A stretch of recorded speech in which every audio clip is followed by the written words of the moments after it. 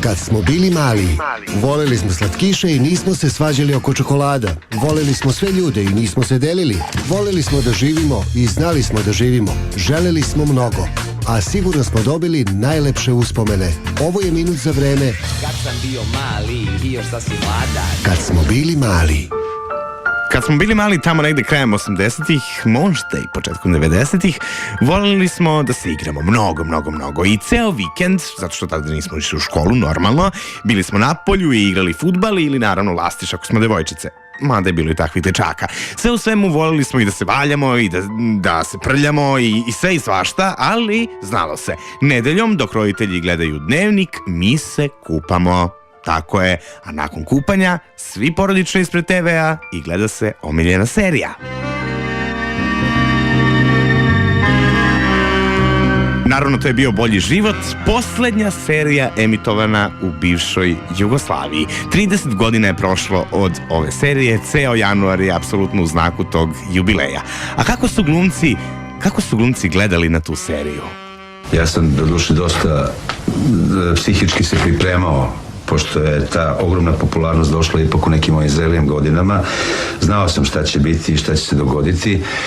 Međutim, mislio sam da će taj prvi nalet te popularnosti i tog uplitanja u neki moj privatni život da jenjava. Međutim, desilo se suprotno. Narasle su neke nove generacije, a oni stari koji su bili zaljubljeni u Bolji život su ostali isto toliko zaljubljeni, samo što se ta vojska obožavatelja boljeg života sad povećala. I povećava se non stop i povećavat će se sigurno najviše zbog repriza. Trenutno ide jedna repriza na RTS-u u 9 sati ujutro.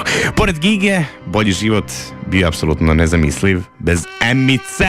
Ima dosta takvih gospođa oko nas, tako da meni nije bilo teško, mislim, prvo da uočim takve nekakve osobine koje sam dala Emiliji i da se tako snađem sa njom. A posle 30 godina o seriji Reči hvale ima i Dragan Bjelogrlić. To jeste bio jedan rizičan posao, ali ispostavilo se sada kako je sve prošlo, da je sa tim sve počelo. A dobro je da je to što je počelo, eto sada nešto što je fenomen. I ostaće fenomen, sigurno. Bolji život se inače nalazi na YouTube-u, većina epizodi najboljih scena je tamo, pa eto i tu je prilika da se podsjetiš kako je to nekada bilo, nedeljom uveče, kada si sa svojom porodicom hteo, morao i podobavezno gledao Bolji život. Kako je to bilo kad si bio mali? Kad smo bili mali i sutra u 10:10 samo na Radio 3.